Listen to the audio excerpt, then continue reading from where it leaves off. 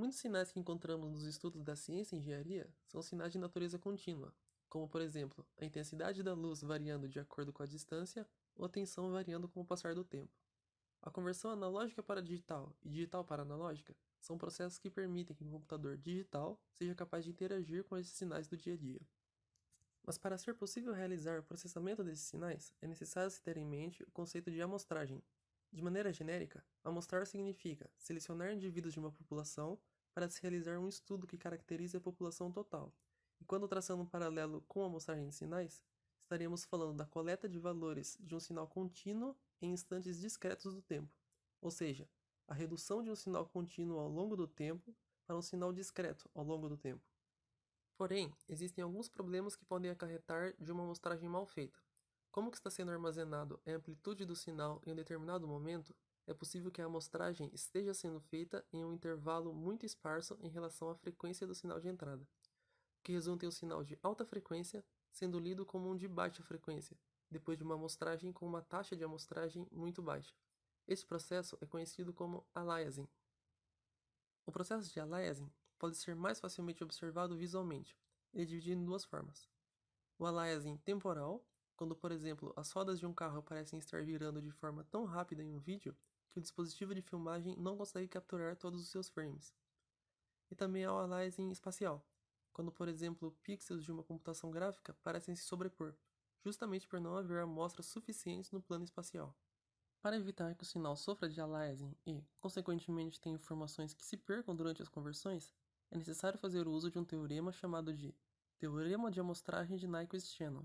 Em suma, sua definição é: o intervalo de tempo t de cada amostragem deve equivaler a, no mínimo, o valor da frequência máxima dividido por 2, de modo que toda a informação do sinal original estará contida na junção de todos esses instantes. Considerando que a frequência de amostragem tem de ser maior ou igual ao dobro da maior frequência para se possuir uma reconstrução perfeita do sinal analógico, é possível realizar esta análise visualmente nos exemplos a seguir. Considerando que cada ponto seja uma amostra instantânea, nenhuma informação se perdeu com 20, 10 ou 5 amostras por ciclo. Apesar da onda discreta, em vermelho, não ser uma representação tão agradável da onda contínua, em azul, a natureza cíclica do sinal original se manteve. O limite se encontra justamente quando se possui 2 amostras por ciclo. Com as amostras presentes nos valores máximos da frequência 2 vezes, ainda se faz possível reconstruir o sinal. Mas quando esse valor é levemente diminuído, por exemplo, 1,9 amostras por ciclo, ultrapassa-se a frequência de Nyquist e é possível enxergar as perdas de informação. Como consequência, é impossível reconstruir perfeitamente o sinal original. Ouvir uma música no smartphone ou no computador, por exemplo, é uma atividade considerada corriqueira no mundo digital em que a humanidade está inserida, se tornando possível graças a uma área do processamento de sinais chamada de processamento digital de áudio. Processamento digital de áudio consiste, em suma, na conversão de sinais contínuos em sinais discretos no formato de áudio digital ou na conversão de sinais discretos em sinais contínuos. Tal conversão é realizada utilizando os conceitos de amostragem e possui os melhores exemplos para que seja demonstrado na prática o teorema de Nyquist-Shannon. Seja utilizado como exemplo um cantor de música sertaneja disposto a gravar uma música que seja disponibilizada em lojas virtuais para seus ouvintes. Para que isso seja possível, é necessário que a onda contínua de sua voz seja amostrada com, no mínimo, 2 amostras por ciclo, para assim corresponder ao teorema de Nyquist-Shannon e garantir uma similaridade mínima entre o sinal contínuo e discreto digitalizado. Esse processo necessita de dispositivos de hardware para acontecer, como um microfone com conversor, por exemplo, que recebe as ondas contínuas da voz do cantor e de tempos em tempos envia pulsos elétricos condizentes com a amplitude da onda para um computador ou estação própria de tratamento de áudio, para que esse mesmo pulso seja interpretado e convertido em respectivos bits, para que no final se obtenha uma sequência interpretável como um arquivo de áudio digital. Com esse arquivo obtido, é possível analisá-lo, convertendo os bits referentes às amostragens da amplitude da onda em questão e projetá-la via software para que análises sejam feitas identificando partes da gravação que possam ter sofrido variações ou uma captação dada uma limitação de hardware, gerando, por exemplo, o efeito de aliasing. Com essa informação, é possível aplicar um filtro de anti-aliasing para a correção das falhas e obter um melhor resultado. Após o arquivo estar finalizado com a aplicação de filtros e demais correções necessárias, um outro processo necessita ser realizado para que o trabalho seja completo. Um arquivo em si não é o objetivo do cantor. Seus fãs necessitam ouvir o que foi captado e não ler uma cadeia de bits. Para isso, uma outra conversão é necessária, agora sendo realizado o processo inverso do anterior.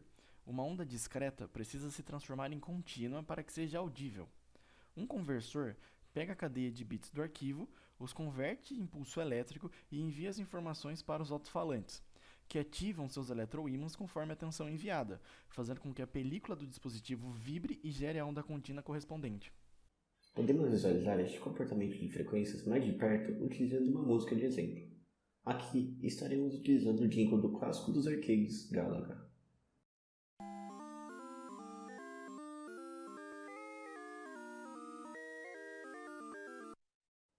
Para dar início, precisamos transformar essa música em dados em que possamos manipulá-los.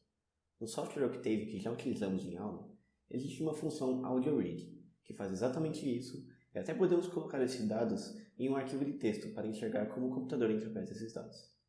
Porém, neste caso, estaremos utilizando o Python, que será necessário posteriormente para outras funcionalidades. Neste caso, utilizamos a função wavefile.read, da biblioteca SciPy. Como não existem dados infinitesimais digitalmente, um arquivo de áudio necessita de uma taxa de sampling. O padrão moderno é 44.100, que se mostra muito suficiente até para os sons bem agudos e bem mais que suficiente para a maioria das músicas. Para a demonstração, estaremos sobrescrevendo o sampling do áudio para 2000 Hz, que qualquer coisa além de sons bem graves sairá bem distorcido. Fazemos isso por meio de uma interpolação entre os dados do áudio, simulando o exemplo tradicional de aliasing. Para referência, esse era o áudio antes da interpolação,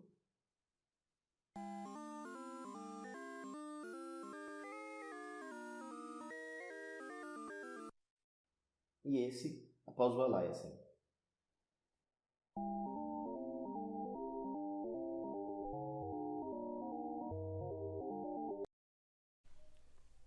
Em suma, alias é um falso componente de baixa frequência que aparece em dados amostrados em uma frequência de amostragem insuficiente, de modo que partes de sinais acima da frequência de Nyquist sejam perdidas.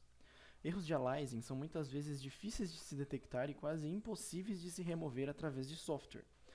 Uma das soluções se prova realizar uma amostragem com uma frequência dentro da definida pelo teorema de Nyquist, ou até mesmo aquilo que não foi objeto de estudo deste caso, mas que seria sim acessível, como a utilização de filtros que barrem a frequência acima de determinado limite.